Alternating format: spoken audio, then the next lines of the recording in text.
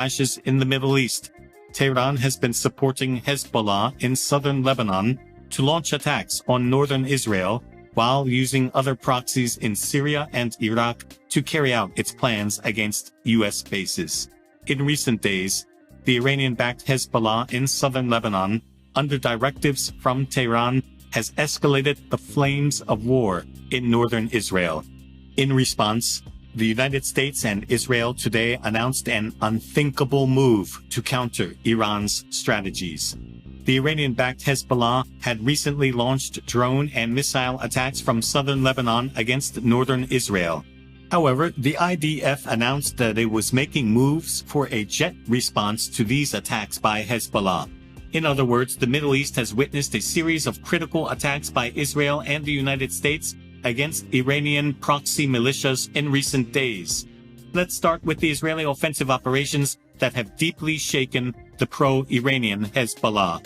The Israel Defense Forces reported that fighter jets struck several Hezbollah arsenals and positions in southern Lebanon in response to recent rocket and missile attacks on the border.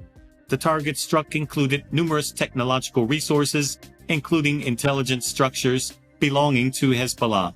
The IDF also announced that it struck a target near the Biranit camp in southern Lebanon. This unit contained Hezbollah's weapons depot. The IDF even released footage showing the massive explosion that followed the airstrike on the Hezbollah arms depot in southern Lebanon. The IDF airstrike came in response to Hezbollah rocket fire on northern Israel. The timing of these latest Israeli strikes on the Lebanese borderlines was quite remarkable.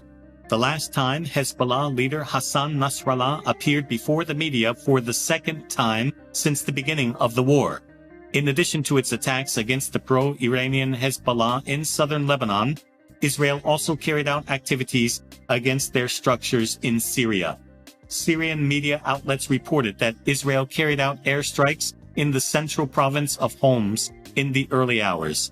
The IDF confirmed that it struck Hezbollah targets in the Syrian province of Homs, following a drone strike that it said was fired from Syria at the Red Sea city of Eilat.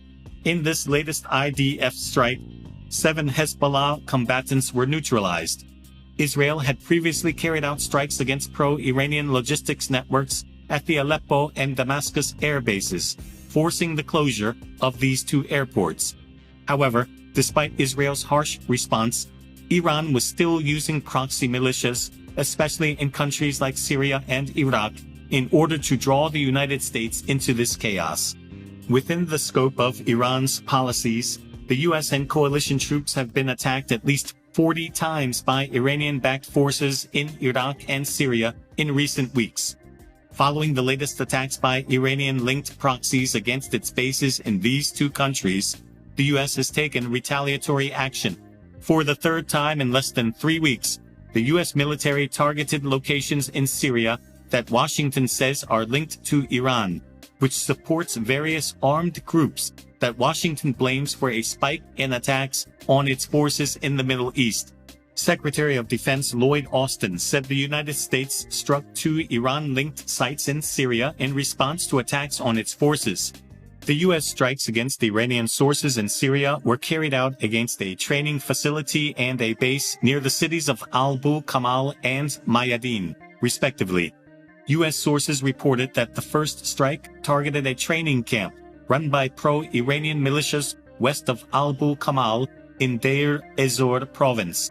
The other U.S. strike took place near a bridge close to the Iraqi border near the city of Mayadin, a stronghold of pro-Iranian militias, the sources said. The 2 strikes are seen as a clear U.S. warning to Iran. In fact, the message Washington wants to send is that Iran should now pursue a careful political and military strategy in the Middle East. However, Tehran supports Hamas in the war between Israel and Hamas and provides arms and military ammunition to the Hezbollah organization, which is involved in this war from southern Lebanon.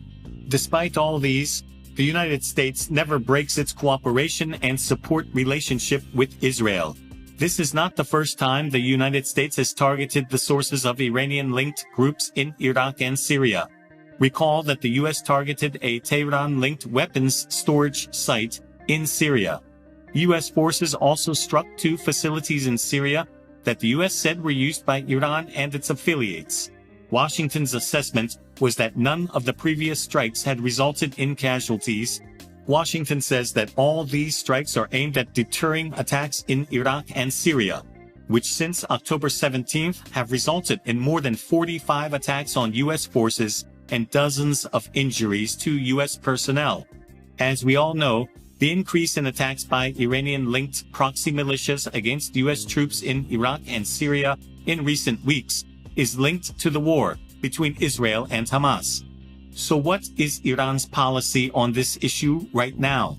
Iran has made it clear that it has no stake in the realization or implementation of these treacherous plans in the Middle East, and Tehran did not consider it appropriate in the current circumstances to support Hamas by launching full-scale hostilities against Israel. On the other hand, they also denied supporting and arming Hezbollah. But recent events in the Middle East prove the opposite. Recent events show that Iran is much more involved in the war and wants to establish a system of domination in this region. But the recent speech of the pro-Iranian Hezbollah leader, although anti-American and anti-Israel, did not meet Hamas's expectations. Hostilities will therefore be limited to the latest artillery and rocket fire on the Lebanese-Israeli border and Iranian drone attacks on U.S. stations in Syria and Iraq.